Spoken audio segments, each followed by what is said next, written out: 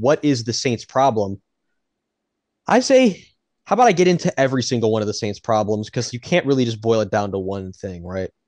Okay, let's start with the positives of the Saints. I'd say I'd like our four-man line a lot when we come out and base a lot. I like our D line most of the time. Love Demiro Davis. Demiro Davis is easily one of the best defenders in the league. Tyrann Mathieu's having a good year. Moving over to the corners, Sean started out the year absolutely electric. He kind of not fallen off, but not had the best couple weeks past 2 weeks. But I can't complain about this defense. Bottom line is we have a really good defense, in my opinion. I love our defense. I think our unit is one of the top units in the league. But then we come over to the offense, and what's funny is we have great pieces on offense. You look across the board, you're like, Michael Thomas is a good receiver. Olave is becoming a great receiver. Rashid Shaheed has potential to be like a great receiver. Taysom Hill's playing really good at tight end this year. Weird, but he is. But then it comes where it's like, okay, the O-line is playing very inconsistent. Derek Carr, inconsistent. Kamara's playing good. You gotta love I think the running backs are playing good this year, I would say. But then we come into what's really making this cog just grind against the wall and fucking break every single day. It's just the machine gears are breaking from the inside because of Pete Carmichael. And I don't think it's just Pete Carmichael too, though, because there's this weird thing that's happening where in my brain, it's like, I really want to believe in Dennis Allen. I love his defense. I love what he brings to the table with the defense. I love that I've been able to pretty consistently have faith in that every single week because I was traumatized so long as a Saints fan as never being able to have any faith in my defense. It's kind of like, the MO became Drew's going to put up 45. They're going to score 48. Even if we score 43 and we win 43, it's going to be 43-40. You can never have just a stress-free day. It's been nice being able to become accustomed to having a good defensive game plan, some identity to the defense. But then it's come with this tangent where there's no accountability. The penalties have shot up. The team doesn't have fight consistently. It's like they show up really hot one week, but then they take their foot off the gas. And I think, again, what I'm trying to say is it comes from the philosophies of the coaching staff, the way they approach every single week. There needs to be more fire. Someone's got to be accountable.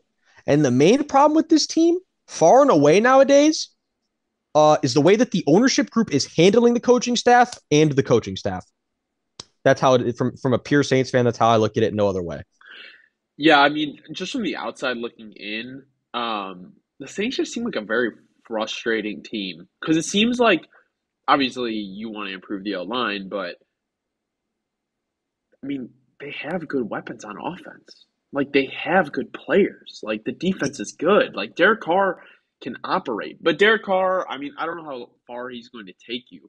It's just incredibly frustrating because you have like a competitive team and it's just like what's going on? Well, this the thing too is, but I say, like, let me be clear. If people haven't watched a lot of the Saints, it's kind of like it's the classic, like, oh, blame the offensive coordinator. You don't know what's going on behind the scenes. No, I'm telling you, like, we'll pull up the all 22, man. I'm watching. Let's be clear. It's the situational. It's not even the play itself. It is the situational awareness to each play call that baffles me. And every Saints fan agrees at this point that's watching the game objectively.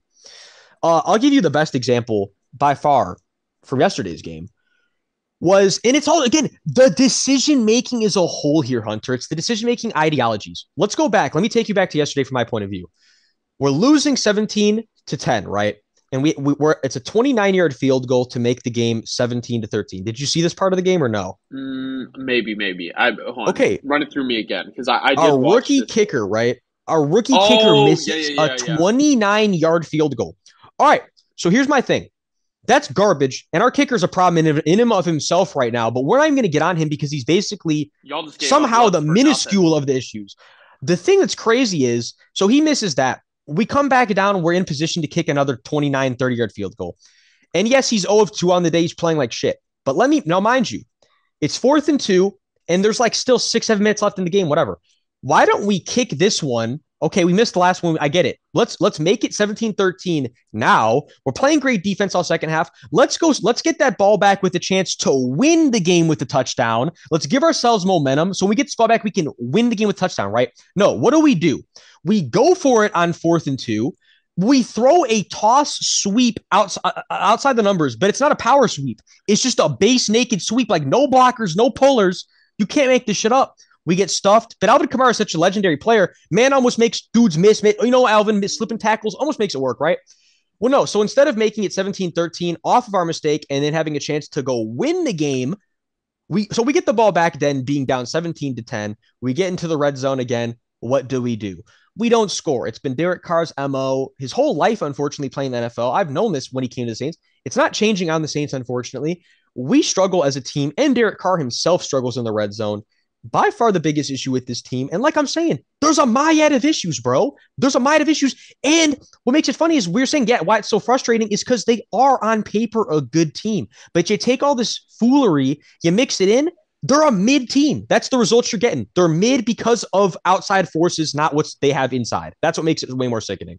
Know who is mid that was supposed to be horrible? The Texans. Who? And that's the thing is you could really tell it's the coaching that is really elevating this team.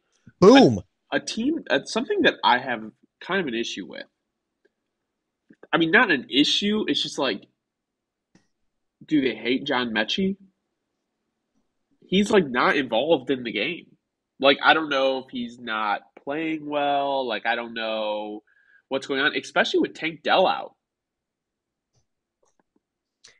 I think it's just the reacclimation process, though, from Yeah, the I mean, sense it of would like make he sense. missed so much with the way, with the lingo of Everything, how yeah. they change things. And it could, like, how, if they're comfortable with, if we audible it when he's in the game, are we sure that he's going to know every single one of these plays in the check? Like, are we sure? It's kind of, I think it just comes down to a safety thing.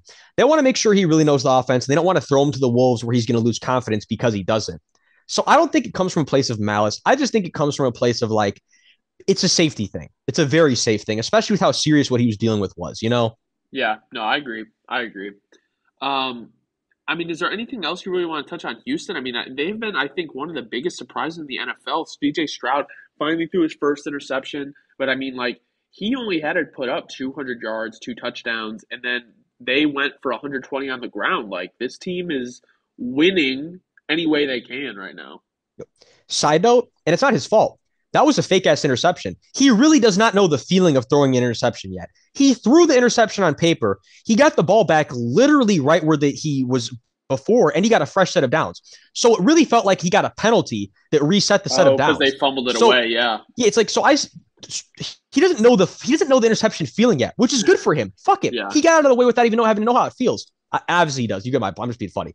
But besides that, what I really wanted to say is, look, the reality of the situation is, if you're a Texans fan, man, be happy with this. Love this. This is best case scenario for you guys. I'm happy for you guys, man. I love seeing Nico Collins come out and completely make my take what I thought he was going to be. I love seeing Nico come out and be the receiver I knew he could be. I love seeing CJ anticipate being confident where he wants to put the ball. CJ is just by far the most confident rookie QB right now. It's not even close. CJ looks like him. What I pointed out to a lot of Bears fans yesterday is that I'm seeing, and it was like a side note, but it was like the difference in how he processes pressure right now versus Justin. It's like he anticipates, lets it rip. If you're a Texans fan, man, you gotta love what you're seeing the rookie year. And let me be clear, behind a pretty mid-ski O-line. So and you got a lot to work with where they're going to keep adding better receivers. You're working with a more veteran-based receiving core right now. Man, if you're a Texans fan, let me tell you, you're in great territory.